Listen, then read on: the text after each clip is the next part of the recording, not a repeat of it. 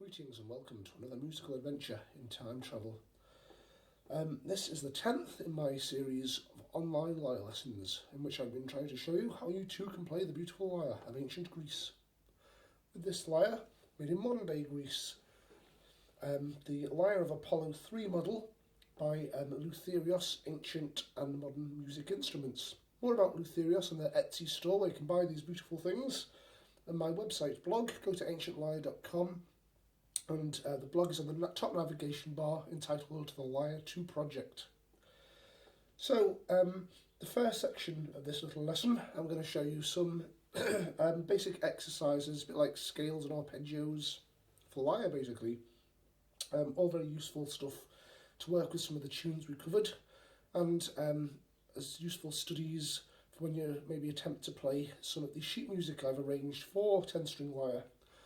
Now, regarding this sheet music, I've got some handwritten arrangements currently available for free from my website in my blog, Sheet Music for 10-String Lyre. But this will also be made available in published form and will be sold with every single lyre made by Luthieros, along with a CD which features this lyre, which will be called the Lyre of Apollo, the Chelys of ancient Greece. And also an instructional booklet, a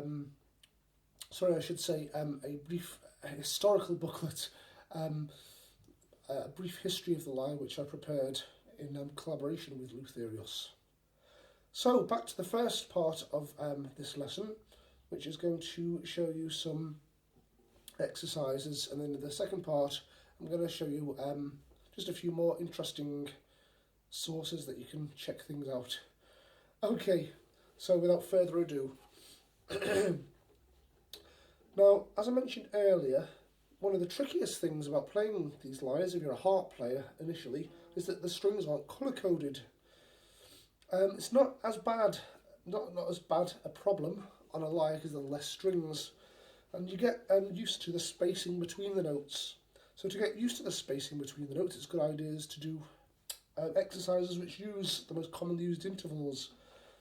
The fifth is a very common one because that sounds nice to accompany the melody being played. So you pluck a fifth with your left hand as you're playing with your right hand. So let's have a little exercise with some fifths. So just when you play a fifth on a piano, you always miss two notes with three notes in the middle. And that's the same pattern no matter where you are.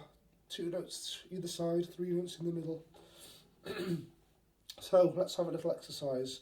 Starting with string 1 to string 5 and up to string 9, so like this.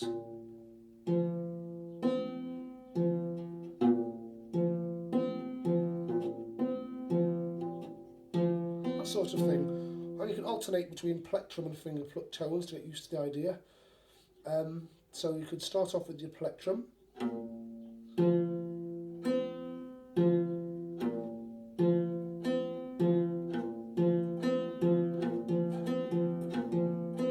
So you get some speed going. Another thing you can do is play in parallel fifths, carry on going up and down the notes. So starting with your first and fifth strings, just keeping the three open strings in the middle, and that'll give you your fifth. And then come back down again.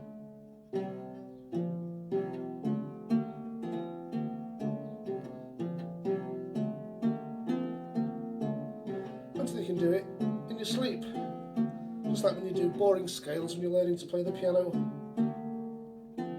that sort of thing. Another good exercise you can do is, like a piano, do arpeggios, so you get used to this spacing, and it's just like playing a piano, except there's no white notes, so the arpeggio shapes are just the same.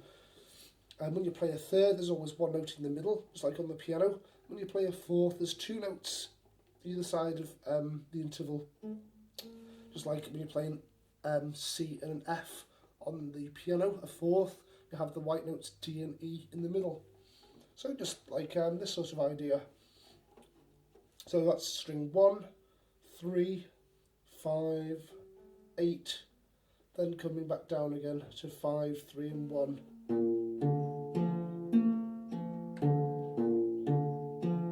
That sort of thing. Oops. We can carry on up depending on how many strings you have in your lyre. Oops.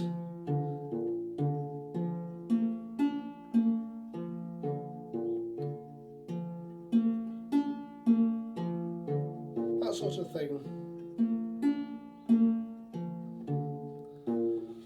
And again, you can alternate that with your plectrum as well, just to get used to the interchange between plectrum pluck tones and finger pluck tones.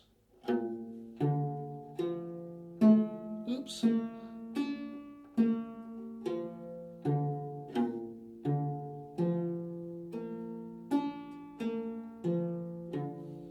And so on. And another good exercise to get used to alternating between plectrum and finger pluck tones is just coming up in thirds. So you could start off with your left hand on the bottom string, missing out a third each time. So when you miss that, when you play a third, you have just one note in the middle that you're missing out, like this.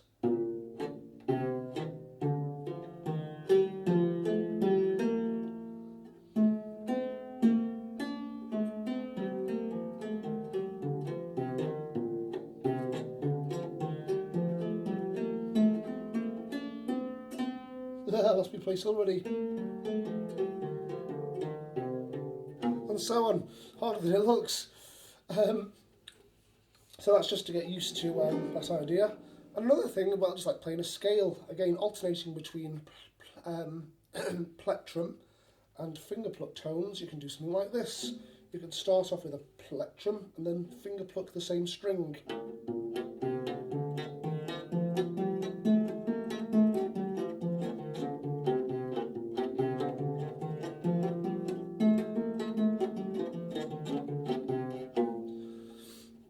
And if you really want to show off and to experiment with the sort of the idea of you can play accidentals on this lyre by using the plectrum. It has to be one of these amazing replica 2,500-year-old plectrums because they've got more mass to them. You can use this as a fret on the string at the top to play the semitones. And to do that, as I mentioned in an earlier lesson, simply measure about an inch in. You rest the plectrum on the bridge to transmit the vibration of the string to the bridge, and you just slightly press it against the string to raise its pitch by the required semitone, or microtone for that matter. So something like this maybe.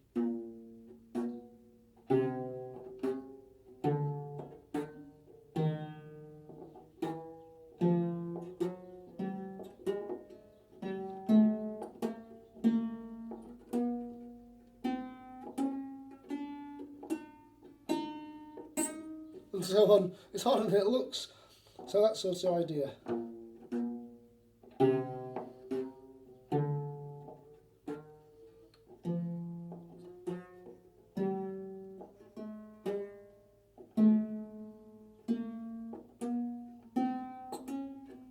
And so on. So just to get used to how you can actually physically play semitones using the plectrum as a fret on the string. All useful stuff.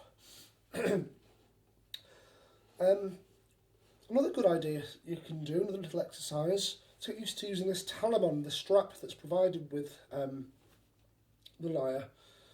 All the lyres by Luthieros, very authentic. All the ancient depictions of lyre players from ancient Greece display the lyres with this talamon, the strap.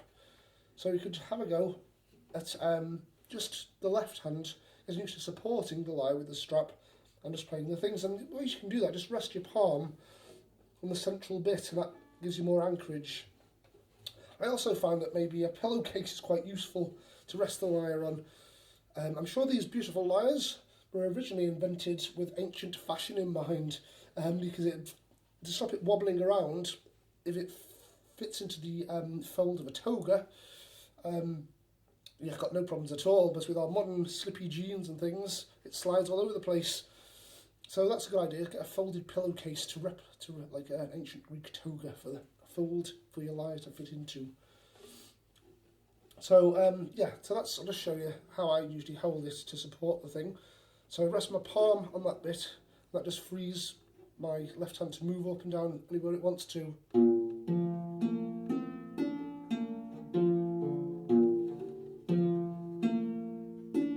And so on.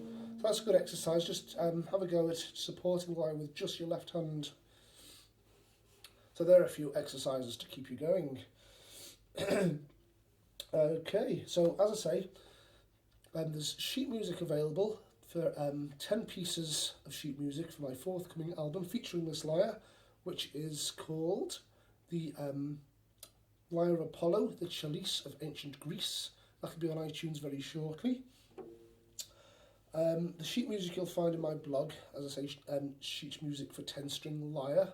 And that also lists some of the lyre playing techniques I've outlined in this series of lessons. But as well as that, if you do purchase a lyre from Luthieros, there'll be properly printed sheet music for 10 of the tracks anyway in the album, in addition to a booklet I've also prepared on a brief history of the lyre, and that's included with every single lyre sold by Luthieros. Anyway, I hope you've enjoyed these amazing series of lessons. Coming up, just one more sort of appendix to throw on, and that's about the other range of lyres by Luthieros, which have fewer strings, and how we can go about tuning those. Because this particular lyre has 11 strings. Most commercially available lyres have usually 10, but there are ways around to play on fewer strings, and I'll just talk to you briefly in a separate little add-on to this lesson in that. That's coming up very shortly. Keep watching.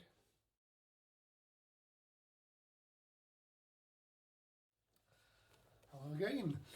And as a final appendix to my final lesson in my present series of online lyre lessons, as I mentioned, I'm going to show you some more details about how you can play some of the tunes I discussed on lyres with less than 10 strings. Most commercial lyres these days do have 10 strings. For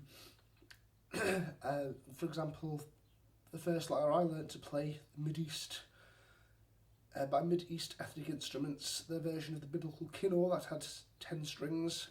The much better made treble version of the biblical kinnor, the Davidic harp, made by Marini Made Harps, also has 10 strings.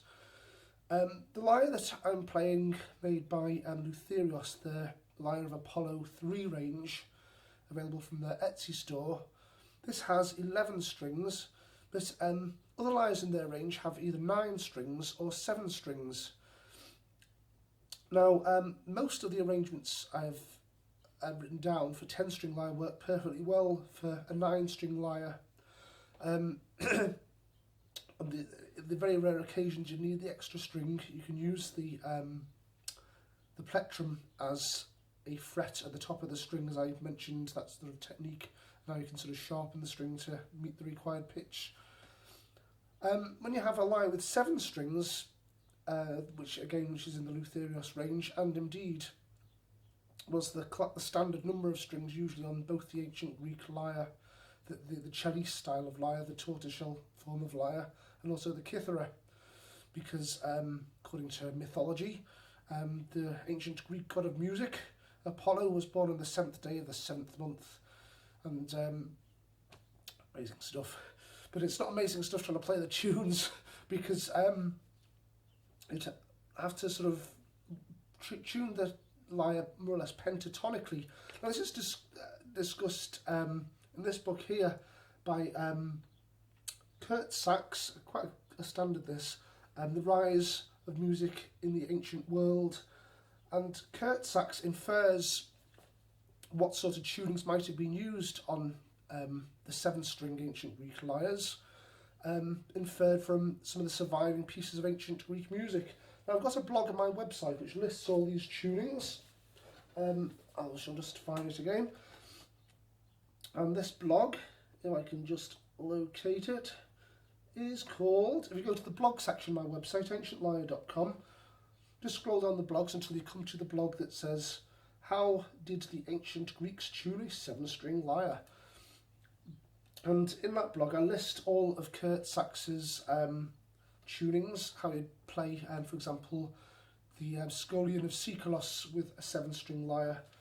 So basically the lyre's tuned pentatonically, and you can fit in the gaps by using the plectrum as a fret on the string. You could also experiment using the knuckle of your left hand at the other end of the string as a fret, and I illustrate that in a little video I've got using a 9-string African harp called the Adungu, where I sort of demonstrate how to play the first Delphic hymn to Apollo using just 7 strings of that 9-string harp, trying to demonstrate this sort of one of the string stopping techniques in order to produce the required semitones. Another way you could play, say, a 7-string lyre is tune it up to like an arpeggio with a few extra notes added, a bit like a guitar chord. Now, I'm no expert at the 7-string lyre. I sort of learned to play from the first lyre I played had 10 strings, so that's what I think in terms of. But an expert at the 7-string lyre, one of the recommended channels I feature from my channel, is an amazing chap from Spain, and forgive me if I pronounce his name wrong, Louis Panigua, or something like that, but there'll be a link anyway if you want to check out his channel. Now, I'm not going to pronounce his surname again. Louis, with his brother Carlos, was one of the original musicians on a really groundbreaking CD of ancient Greek music, one of the first ones to actually explore the ancient music of Greece using replica instruments, and this was called Musique de la Grèce Antique, which you can still buy on Amazon today, and that's how one of the main reasons why I got interested in ancient Greek music. So check out Louis' channel, and you can hear his wonderful 7-string lyre playing technique, and plays just like a guitar, so you can get some ideas on how to play a 7-string lyre, one of the 7-string range of lyres from Luthieros, by looking at his channel. I say I'm not an expert myself on the 7-string lyre, just the 10-string and beyond. So, having said that, there's plenty of material to be working with. The CD, which will be sold, to accompany every lyre sold by Luthieros, is going to be called the Lyre of Apollo, the Chelys Lyre of Ancient Greece. And as well as the physical CD, which will be sold with each lyre made by Luthieros, it'll also be available from all digital music stores like iTunes and Amazon within the next few months. And also included with each lyre sold by Luthieros will be my brief history of the lyre, as well as some properly printed sheet music to complement the accompanying CD. So the sheet music you can download from my website is all handwritten and maybe a little bit awkward to read, but that's for free from my website. But if you do buy one of the wonderful lyres from Luthieros, you can get the full package included. Anyway, I hope you enjoyed my series of lessons, and remember, this is just the beginning. With the lyre, there is no end. It's just a journey of amazing discovery. I hope you enjoy creating your own musical adventures in time travel. See you soon. Bye for now.